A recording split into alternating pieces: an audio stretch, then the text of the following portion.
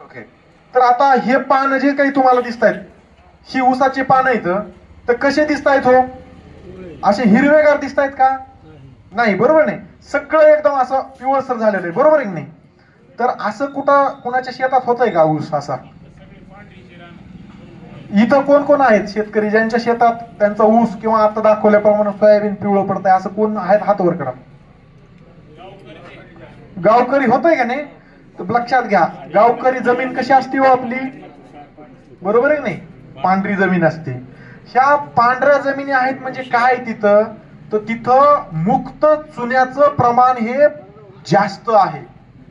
आणि ज्या ठिकाणी मुक्त चुन्याचं प्रमाण हे 5% जास्त असतं, त्या ठिकाणी सूक्ष्म अन्नद्रव्य जी काही आहेत ना, म्हणजे तुम्ही लिबरल वगैरे वापरता किंवा मायक्रोला वापरता, त्याच्यामध्ये काय आहे? हे सूक्ष्म अन्नद्रव्य आहेत. मग कोणते सूक्ष्म अन्नद्रव्य?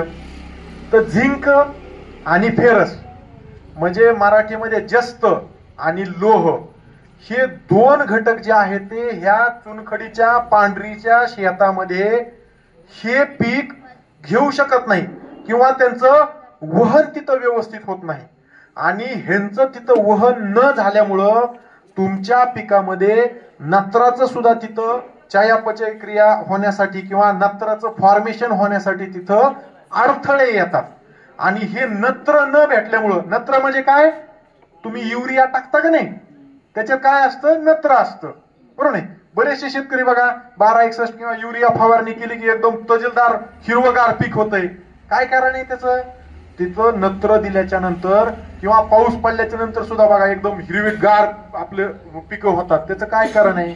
तिथं पावसाच्या माध्यमातून सुद्धा तिथं नत्र आपल्या पिकाला भेटलेलं असतं किंवा युरिया टाकल्याच्या नंतर तिथं नत्र भेटतं आणि त्याच्यामुळं ती ग्रीनरी येते. ती ग्रीनरी काय येते? तर ते नत्र क्लोरोफिल, हरित द्रव्य तयार करण्यासाठी मदत करत असतं. मग तीच परिस्थिती इथं झाली.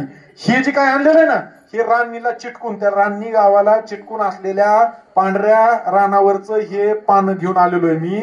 आणि ती तर सगळी चुनखडी आहे, चुनखडीचं प्रमाण जास्त आहे म्हणून. आणि त्या शेतकऱ्यानं जे काही खतं द्यायला पाहिजे, म्हणजे सूक्ष्म अन्नद्रव्य जे काही द्यायला पाहिजे ते दिली नव्हती आणि त्याच्यामुळे त्यांचं हे पीक पिवळं पडलं.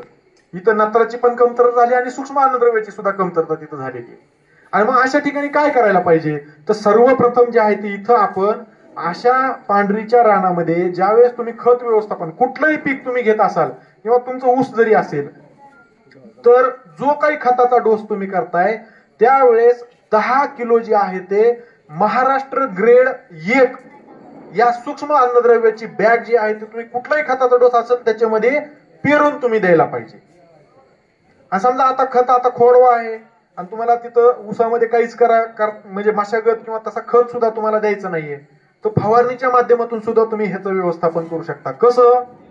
तर लिबरल नावानं एक मायक्रोन्यूट्रिएंट भेटतंय, एक 1.5 ते 5 ग्राम प्रति 1 लिटर पाणी याप्रमाणे जर त्याची तुम्ही फवारणी केली तरी सुद्धा ह्याची सूक्ष्म अन्नद्रव्याची कमतरता, म्हणजे ह्याला लोह पण भेटतंय, जस्त पण भेटतंय, लगेच मग त्याचं वहन, नत्राचं वहन व्यवस्थित होण्यास